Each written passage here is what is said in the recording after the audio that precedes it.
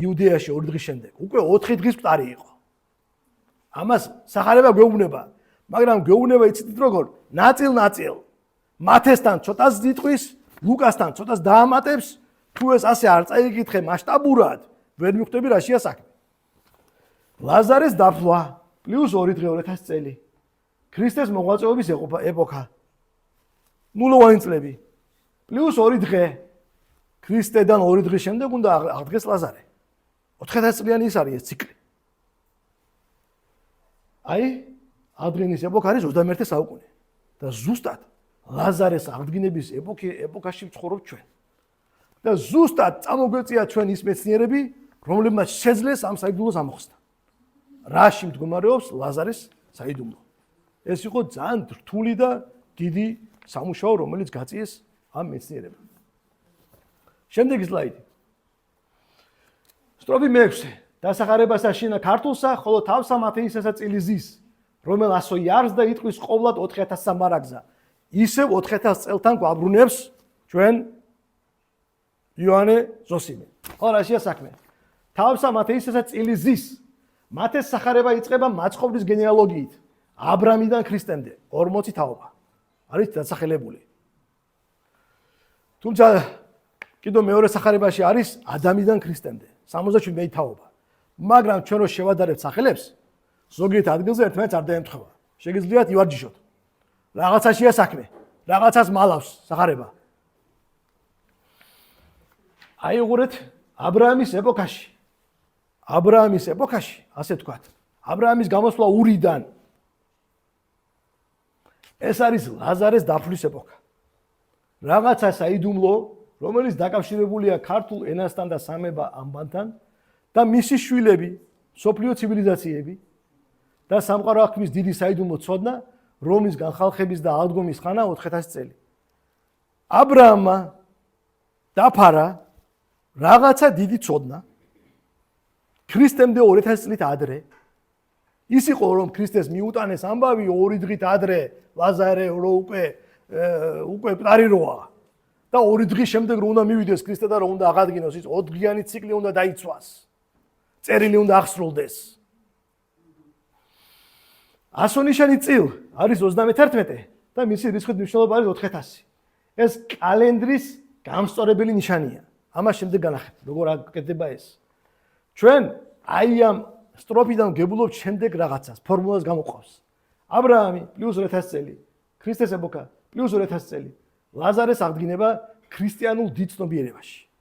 ახლა ეს ლაზარეს აღდგინება არ წარმოიდგინოთ ქართველების და ხობის და ზუგდიდის და ლენტეხის და ქუთაისის აღდგენა. ეს ასე არ არის. ლაზარე არის მთელი კაცობრიობა. მთელი კაცობრიობა უნდა აღდგეს რაღაც დიდ ცნობიერებაში და გადავიდეს გავითარების ახალ ეტაპზე და ის ქრისტეს მეორედ მოსვლა, ეს იქნება ის დიდი ეტაპი. სანამ ეს არ მოხდება, მანამდე არაფერი არ შეიცვლება. ასე ვიქნებით, სულ ერთმანეთს ჭამდეთ იქნება. გადავიდეთ მომდენო ეტაპზე.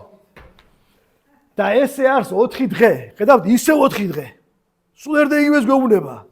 მაგრამ სხვადასხვანაირად, ცოტა გიცვლის იმას, რომ ცოტა არ ჩაგვიძინოს. და 4 დღის სამკვდარი ამისთვის მისთანავე დაფლული სიკვდილითა ნათლისღებისა მისისაითა. აი რამხელა სირთულე წარმოთქვა ახლა რაღაცა გვეუბნება ისეთ სეკრეტს. სიკვდილითა დაფლული სიკვდილითა ნათლისღებისა მისისაითა. ახლა უყურეთ. ჩვენ ახლა შევეხებით აქ სახარების, ახლა ეს მე რო აგიხსნათ ახლა რო რაში აქვს საქმე, უნდა შევეხო მირიან ქართველის ბოლო წიგს, რომელსაც ნახევარს მე თვითონ ვერ ვიგებ. ამიტომ გადავიდეთ ცოტა უფრო შევამსუბუქოთ პირველ ვერსიაში გადავიდეთ, ეს მესამე ვერსია ახლა, პენტიუმ 3 ახლა, მირიან ქართველის წიგნი, ახლა ეს ლაზარეს აღდგინება. პენტიუმ ადინში ვარ, ჩვენ და გვეყოფა პენტიუმ ადინი, ჯერ. ლაზარე როგორც ვიცით გვახსოვს 45 და 154-ია. ახლა უყურა შესაქმე. ახლა გამოცხადების წიგნში მივდივართ. და ვიხილე ახლა კრავი იდგა სიონის მთაზე და მასთან 144,000, რომელსაც ჰქონდათ შუბზე მისი სახელი და სახელი მისი მამისა. გამოცხადება 14:1. 144 ხედავთ აგერ. 144,000 მოწამე. შემდეგ მეორე. გაზომა მისი გალავანი და გამოვიდა 144 წრთა. კაცის საზომით, ანუ იგივე საზომით ანგელოზისა. იგივე გამოცხადება. დასკვნა. ჩვენ ახლა უნდა დავაკავშიროთ ერთმანეთთან. კი ბატონო, ჩვენ შეიძლება ჩვენმა გადამწერებმა შეცდომა დაუშვეს ბიბლიის სახარების გადაწერაში. შეიძლება სიტყვებს არასწორად ვსვამთ, ტრაქტატებს არასწორად ვაკეთებთ, მაგრამ მათემატიკას რა უყოთ? მათემატიკა შეგვივოწევს ჩვენ ახლა ყველაფერს. ამიტომ ვაკეთებ დასკვნას. სოფლიო ენებს და დამწერლობებს შორის მხოლოდ ქართული ამბანის ლინგვო-მათემატიკური მატრიცა იძლევა ლაზარე 154-ს. შეგიძლიათ მოსინჯოთ ინგლისურად, ფრანგულად, ბერძნულად, რა ვიცი, ივრითზე, არაბულზე, მოსინჯეთ ნებისმიერ ენაზე. 154 არც არ გამოდის. მარტო ქართულში. და აპოკალიფსური 154-ის ტოლობას ამას რო დაუკავშირებთ 154-ს, ჩვენ ღებულობთ შემდეგ რაღაცას, რომ წმინდა წერილის ქალდეურ ქართული მოწყობაა წმინდა წერილი. სხვა ენის მარაგით ის ვერ მოეწყობოდა. 154,000 არ იქნებოდა. 154 წრთა არ იქნებოდა. იქნებოდა სხვა წრთა. 210, 315, მაგრამ 154 არ იქნებოდა. შემდეგი. გადავიდეთ შემდეგ სლაიდზე. სტროფი 8 და ესე ენა შემკული და კურთხეული სახელით დაუფლისაითა. დაბალი და დაწუნებული. მოელის დღეს მას მეორედ მოსვლასა უფლისასა. შემკული. მკა, ხო ვიცით რა არის? მოსავლის აღება. მაგრამ კის დეფინიცია ჩვენ გვაქვს ბიბლიაშიც. მამა ღმერთის მოსავლის აღება. რამოდენიმე ადგილასაა ეს. ის შემკულობა, ის მოსავლის აღება, ის ქრისტეს მეორედ მოსვლის დეფინიციაა ეს. ამაზე მიგვითითებს ის ქარაგმოდ გველაპარაკება ხო ჩვენ იოანეს ზოსიმე. იმიტომ რომ ჩვენ პატარა ბავშვები ვართ და პირდაპირ არ შეიძლება ჩვენთან ლაპარაკი. იმიტომ რომ ჩვენ ვერ გავიგებთ. ჩვენ მართლა ვერ გავიგებთ პირდაპირ რო გითხან როგორაა საქმე. ამას ჩვენ მართლა ვერ გავიგებთ. იდუმალი ახლა მკა ვნახეთ. ახლა ლინგვო-მათემატიკური სისტორე, სხვა ლინგვო-მათემატიკურ სისტორეს ვნახავ ჩვენ კიდევ. ბიბლიური ნოე, ჩვენ ვიცით რომ არის პირველი მეღვინე. მისი შვილები. ეს უდრის ლაზარეს. ახლა როგორ უდრის ამას ნახავთ. ქამი იძლევა 48-ს, სემი 48-ს, აფეთი იძლევა 48-ს, ღებულო 154-ს. ამას ვერც ერთი ამბანი ვერ აკეთებს. ვერც ერთი ენა ვერ აკეთებს. ამიტომ კი ბატონო, შეიძლება ჩვენ ვწდებით, ვნახეთ. სხვაგან როგორაა?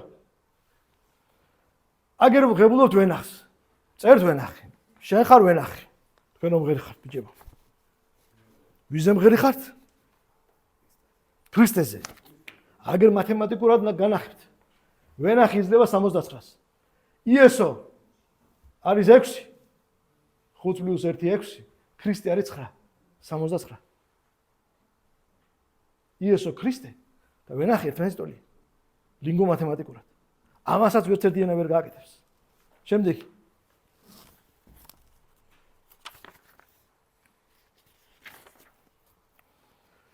სტროფი მეცხრე და სასწაულად ესე აქვს 104 წელი უმეტეის სხვათა ენათა. ქრისტეს მოსვლისგან ვიდრე დღესამომდე. 104 წელი უმეტეის სხვასა ენათა. ისე მათემატიკას დაუბრუნდეთ. ის ხო დაგვეხმარება ჩვენ გასწორებაში. დასაბამისეული ადამიანიდან ქრისტემდე წელთ აღრიცხვის რიცხვი. ახლა ყურეთ. არის დასაბამისეული რიცხვი. გენეალოგია რო ითვლება, არის დასაბამისეული რიცხვები. ქართული დასაბამისეული არის 5604. მაგალითად ჩვენი მეფეები, როცა აწერდნენ რაღაც განკარგულებას ხელს, დასაბამისეული ციფრებით ხმარობდნენ. თუ იყო დაუშვათ დასაბამისგან, თუ იყო დაუშვათ მე-11 საუკუნის ბოლო, დაუშვათ 1100 წელი, 5620 მიმოატებდნენ 1100 და იმ ციფრს წერდნენ. და არა 1100 წელი ქრისტეშობიდან. ქართული დასაბამისეული მინუს ალექსანდრიული დასაბამისეული არის 5500. სხვაობა არის 104 წელი. აი 104 წელი უმეტეის სხვა ენათა. აი ის აქვს, ის 104 წელი აქვს უმეტეისი. მაგრამ ეს 104 რას ნიშნავს, რომ უმეტესი აქვს? ამას შემდეგ ქრისტე გვიყვება ამ ისტორიას. ლოდი, რომელ შეურაცხყვეს მაშენებელთა, ესე იქნა თავკიდეთა. თავის თავზე ლაპარაკობს. ის ფარისევლებს დამწიგნობებს ლაპარაკება. და ვაი იმას, ვისაც დაეცემა, გასრეს და ყველაფერი, გახსოვთ იმ ლოდზე. ლოდი აი ძირში ძირეულ ლოდ იძლევა 104-ს ანბანიც იძლევა 104-ს ეს დასაბამისეული სხვაობა რო აქვს 104 წელი ის უნიკალური დამწერლობა აქვს რომელიც 104 კოდით მეტია აი ამით არის ის 104-ით მეტი სხვებზე სხვები მისი შვილებია ამიტომ არის ის უფრო დიდი განძის მატარებელი შემდეგი სლაიდი სტროფი მე-10 და ესე ყოველი რომელიც წერილ არს მოწამეა წარმოგითხარ 104 ესე წელი და წილი ამბანისაი ახლა მთავრდება მე-10 სტროფით ამთავრებს იოანე ზოსიმე 104 ესე წელი და წილი ამბანისაი ახრა რაშია საქმე აქ იოანე ზოსიმე აკეთებს კვინტესენციას თავის დაშრომის და აერთიანებს აი ორბუნებრიობა ქრისტესი ხო ჩვენი ორბუნებრიობა სული და მატერია აი ჩვენი ადამიანების ეს არის მრავალდღიანი თეოსოფიური კალენდარული და ლინგვო-მათემატიკური ზოგადსაკუთრებული ცოდნის ბაზაზე შექმნილი ესე წერილი. ახლა ამთავრეთ ეს წერილი არისო. და ახლა ჩვენ თარგმნით ამას თანამედროვე ენაზე. ის დიდი ცოდნის კვინტესენციის შედეგია. მაცხოვრის ლოდი 104 ჩაგვიწერა. ამბანით ჩაგვიწერა იქ შიფრად. მეგობარი ლაზარე ჩაგვიწერა მისი. უფლის ეს არის მაცხოვრის უფლის კოსმოსური თეოსოფიის საიდუმლოების შემნახველი და აღწერი ქართული სამეფო ენა ამბანი და მისი შვილები ნაწილები აი მისი შვილები წილ აგერ წილის შეხვდა ისევ წილ აგერ ის 4000 წილი სოფლიო ცივილიზაციები რომელიც და ეს ნაწარმოები აღწერს ამ ცივილიზაციის მომავალს კაცობრიობის ქრონოლოგიას ეს თავარი რომელიც მან გადმოგცა ქრისტემდე 2000 წლის წინ რაღაცა ცოდნა გაჩერდა დაიფლო წარმოვიდგინოთ ასე ჩვენ სახარება გვეუბნება იმისათვის რომ აღმოცენდეს უნდა მოგვდეს მიწაში უნდა დავმარხოთ აღმოცენდება და უფრო მშვენიერი ამოვა აი ეს ინიციაცია გაკეთდა ქართული ენის და ცივილიზაციის მიმართაც ეს ბუნებრივი ღმერთის კანონია რომელიც მოქმედებს არა მარტო ხახში და კიტში და პამიდორში. ყველაფერში მოქმედებს ის კანონი. და ის ქრონოლოგია აღვიწერა რომ 21 საუკუნეში მოემზადეთო ქართველებმა. მაგრამ ჩვენ ისეთი რაზმებია აღებული 22-ში ვერ ემზადებით გონი. ვაგზელეთ, შემდეგი. ჩვენ ახლა აი ამ ასე თქვა მე გადმოგეცით მარტივად, შედარებით მარტივად. ის რაც არის დეშიფრირებული და დაწერილია ერთ 1000 გვერდზე. დაახლოებით. შემდეგი ამბანი. ახლა თეოსოფია, კალენდარი და ქართული სახელმწიფო. არ გაინტერესებთ კავშირი რა შუაში ვართ ახლა ჩვენ. შემდეგი. ქართველი მეფეები აკეთებენ უდიდეს რეფორმას. ქუჯი ფარნავაზის რეფორმა. სასულიერო ცენტრის გაატანა დასავლეთ საქართველოსთან და აღმოსავლეთ საქართველოში. სასულიერო ცენტრი იყოფება ამ დროს დასავლეთ საქართველოში ეს არის სავარაუდოდ ეს არის ჩვენ ვფიქრობთ რომ ეს არის ხეთა ფაზისის აკადემია სავარაუდოდ მისი ფილიალია მისი შემადგენელი ნაწილია ხეთიდან გადადის ის მირონცხებულ ხეთაში მც ხეთა ეს არის კომბინატორიკა აი გვეთამაშება ჩვენი წინაპარი ქურუმი გვეთამაშება უნდა ჩვენი დაჭკვიანება გვიწერს რაღაც რებუსებს თუ გავიგებ ჭკვიანი ვართ თუ ვერ გავიგებ და ვაგზელებ სმა და ჭამას არ ვარ ძად აი ეს რებუს გვეთამაშება აუღრეთ ახლა რა ხდება როდის ხდება ეს ზუსტად გეტყვით ახლა 2090 წელს ქრისტეშობამდე დასაბამისეული ხო გვახსოვს 504 ქართული ათვლის სისტემა არის ქრონიკონი 532 წელი 10 ქრონიკონი გადის ზუსტად 10 ქრონიკონი და აკეთებენ ამ რეფორმას 2094 წელს ეს არის დავათის სტელაზე ყველგან დაფიქსირებულია ეს არის ფარნავაზ მეფის ციფრი და აი ამ ციფრთან დაკავშირებული ფარნავაზ მეფემ განავრცო ენაი ქართული განავრცო კი არ შექმნა განავრცო დამწერლობა და ენაზეა საუბარი. ჩვენ რო გვიმტკიცებენ რომ მე-5 საუკუნეში შეიქმნა. ფარნავაზის დროს იყო უკვე. ფარნავაზ კი არ შეუქმნია. მან ის განაარჩო ტერიტორია არეალი გაუზარდა. აი 284 წელი ქრისტეს შობამდე ზუსტად. ახლა ჩვენ უბრუნდებით ბიბლიას. რატომ გააკეთეს ეს ამ წელს მაინც და მაინც? და მივიდნენ მე-11 ჟამისანი და მიიღეს თითო დინარი. მათე სახარება იგავი ვენახის მუშაკებზე. მე-10 ქრონიკები დამთავრდა, მე-11 დასაწყისზე უკვე გააკეთეს რეფორმა. მე-11 ჟამში გააკეთეს ეს რეფორმა. მე-10-დან მე-11-ში. ის გასწორებული იყო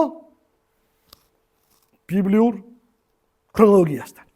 ეს მოქმედება არ იყო ვიღაცის რაღაცა შემთხვევით. ეს გაკეთდა წინასწარ გაზომილად. აი ამას გვანახებს ჩვენ. თუ ეს დამთხევა, კი ბატონო, ამდენი დამთხევა კანზომირება, რო ვიცოდეთ. არა, ამას ყველაფერი ემთხვევა. შემდეგი. ქართული ამბანი და კოსმოლოგია. ახლა მე უბრუნდები, ახლა ჩვენ უკვე ბოლოსკენ მივდივართ. რამაზ პატარიძე, უდიდესი ამბანცოდნე. წავიკითხავ მის სიტყვებს. დაასკვნა, ეს არის მისი ერთ-ერთი უმთავრესი დასკვნა, რომელიც მოცემულია მის წიგნებში და მისი მთავარი წიგნი არის ქართული ასომთავრული. ქართული ამბანი დამწერლობა ურთულესი კალენდარულ ამბანური დამწერლობა, რომლის მსგავსი კაცობრიობამ არ იცის. იულიანური კალენდარი ყოველ 128 წელიწადში უშვებს ერთი დღის ცდომილებას.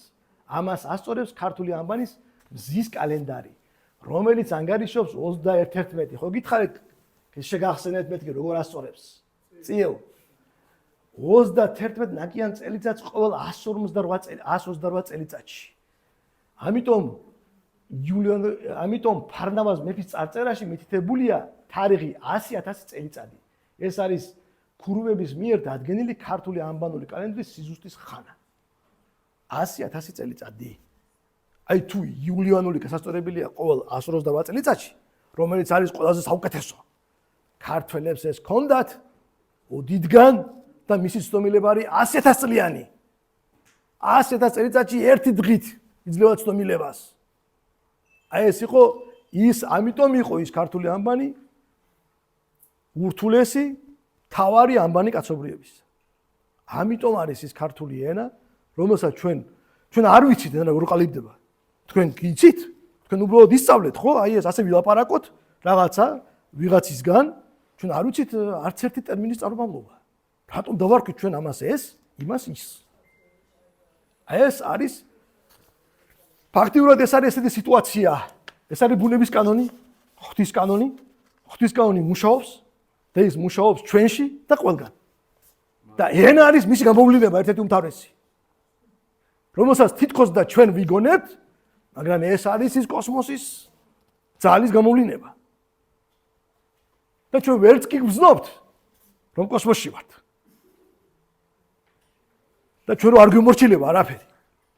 რომ ჩვენ ან ჰარმონიულად ავეწყობით კოსმოსის ძალებს და ვიქნებით ბედნიერები, ან და ვიჩხუბებთ, ვიდავებთ, ერთმანეთს დავხოცავთ და ვიქნებით უბედურები. ან რასაც კაცობრიობა თავს ართმევს უკვე 1000-ობით უბედურებას. ახლა უყურეთ რჩეული საიდუმლო. ეს არის რჩეული საიდუმლო. რიგითი ნომრით რჩ. ამას გადამრავლებ არის 532 წელი. ეს არის ქრონიკონი. ქრონიკონი როგორ გაკეთდა? რატომ არის ქრონიკონი? 532-იანი ციკლი. კალენდარული ათვლა. რიცხვით მნიშვნელობით რჩ-ს რო გადამრავლებ არის 100,000 წელი. აი ეს არის ის 100,000 წელი სიზუსტე. ეს დამთხევა იყოს შემდეგი დამთხევა. ახლა დღევანდელ დღეზე მოგიყვებით. ის ვირი. ეს ვირი რო იყო იმ ამბავს.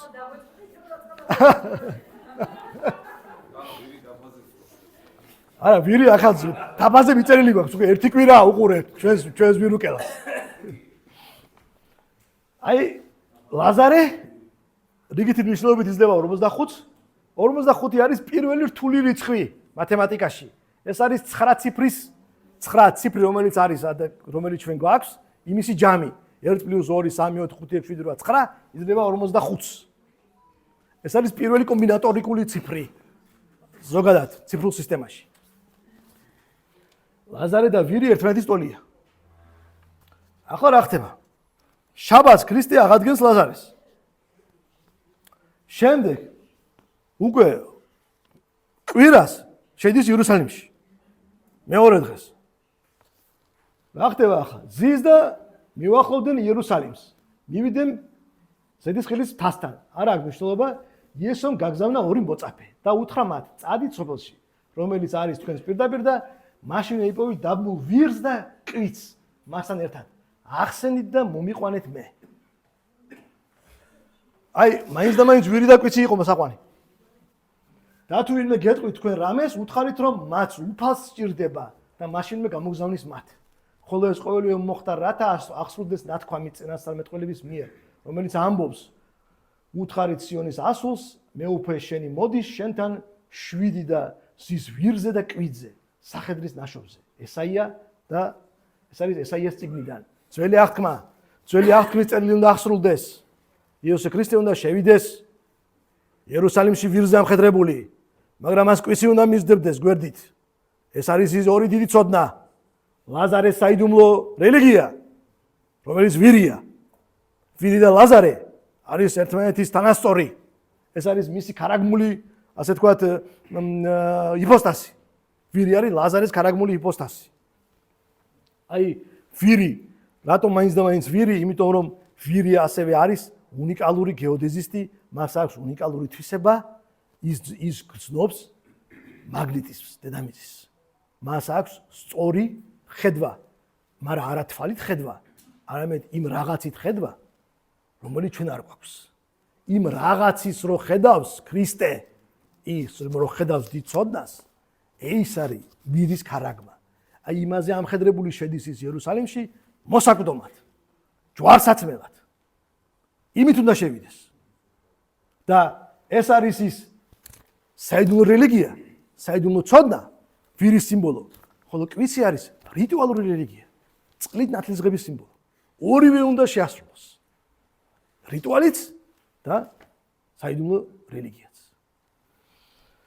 აი ეს არის, ამიტომ ვარ ჩვენ დღეს ბზობაზე, ამიტომ ვიყავით ჩვენ რომ ქრისტე ვირზე ამხედრებული უნდა შესულიყო იერუსალიმში და არა სხვანაირად. აი ეს არის ის ვირის ქარაგმა, რომელსაც ჩვენ გვიხსნის მხოლოდ და მხოლოდ ქართული ენა. სხვა ენები დედამიწაზე ამას ჩვენ ვერ აგვიხსნიან. სხვა ენები აგვიხსნიან, სხვა ენები და ფილოსოფიური სკოლები ბევრ ამას ხსნიან ბევრ ქარაგმებს, მაგრამ ქარაგმა არის მრავალშრე, მრავალპლანიანი, ქარაგმას აქვს თავისი შრეები. ახლა ჩვენ ამის დასლა შეგვიძლია და აქ გამოდის ცით როგორ 9 შრე აქვს ქარაგმას. 9 ელემენტად შეიძლება მისი დაშლა. და ჩვენ სხვადასხვა შედეგებს აი სიღრმეებში წავალთ. სიღრმეებში.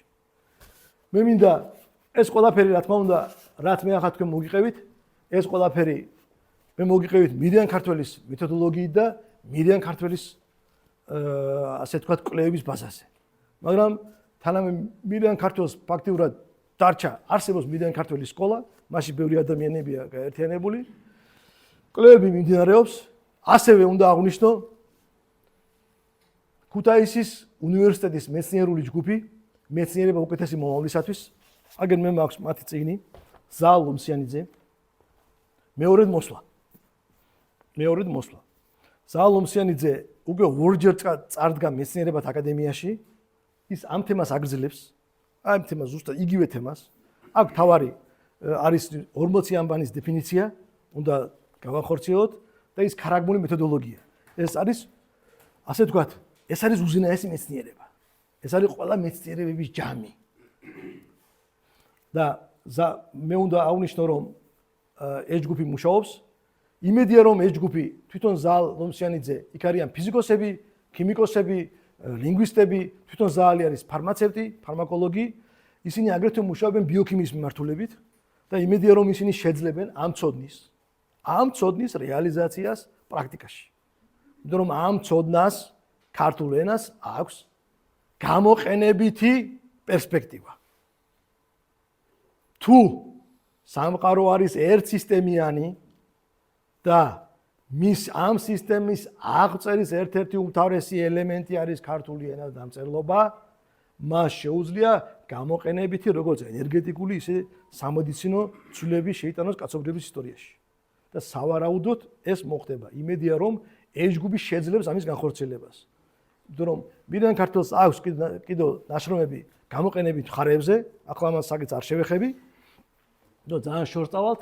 ასევე აი ქუთაისის უნივერსიტეტის ჯგუფის გარდა მინდა აღვნიშნო ფაზისის აკადემია და მისი პრეზიდენტი გია კვაშილავა და სამეცნიერო ჯგუფი. გია კვაშილავამ და მისმა ჯგუფმა, ასე ვთქვათ, ქართული ენის ქართველური ტომების განსახლების. ეს არის პრეისტორიულ ეპოქაში. 4-500 წლის წინ უდიდესი ნაშრომები წარადგინეს მსოფლიო სიმპოზიუმებზე, რომელსაც მოყვა დიდი გამოხმაურება. ასე ვთქვათ, მსოფლიო მეცნიერება ელოდება ლაზარეს აღდგინებას. მაგრამ არ იცის რომ ეს ლაზარეს აღდგინება. ის ელოდება რაღაცას, რომელიც უნდა მიიღოს იმისათვის, რომ გადავიდეს განვითარების ახალ ეტაპზე. კაცობრიობა ბოლო-ბოლო უნდა გადავიდეს განვითარების ახალ ეტაპზე. კაცობრიობა უნდა მიატოვოს მსოფლიო ომები. ეს არის პირველი, ასე ვთქვათ, ამოცანა, რომელიც უნდა გადაიჭრას დედამიწაზე. მასიური ადამიანების კლობა უნდა აღირიცხოს. ეს უნდა აღიკვეთოს. ამას სავარაუდოდ ჩვენ მოგცემს ახალი ენერგეტიკული გადასვლა. თუ კაცობრიობა გადავა თერმობირთვულ სინთეზზე, მაშინ ენერგია ბევრი იქნება და არ იქნება საომარი ნავთობის და ქვანახშირის გამო. და სავარაუდოდ ეს ჩვენ ასე ვთქვათ აღმოფრავს მსოფლიო ომების ასე ვთქვათ ეკონომიურ ასპექტს. იმიტომ რომ კაცობრიობა 21 საუკუნეში შევიდა პრეფიციტის ეპოქაში. ჩვენ სულ მუდამ ვიმყოფებოდით დებიციტის ეპოქაში. მუდამ ყოველთვის დებიციტი იყო საჭმლის, რა ვიცი, წამლის და ყველაფრის. კაცობრიობა იმყოფება პრეფიციტის. ახლა როდესაც ეს პრეფიციტის ეპოქა დადგება საბოლოოდ და ის ენერგეტიკულად გამყარდება, სავარაუდოდ ჩვენ მივატოვებთ ერთმანეთის მოყვას. მაგრამ ამას ჭირდება აი ამ ცოდნის და ყველაფრის გააზრება კაცობრიობის მიერ. მარტო ენერგეტიკა და საჭმელი არაფერს არ მოგცემს. თუ კაცობრიობა სულიად არ გაიზარდა. ამიტომ გილოცავთ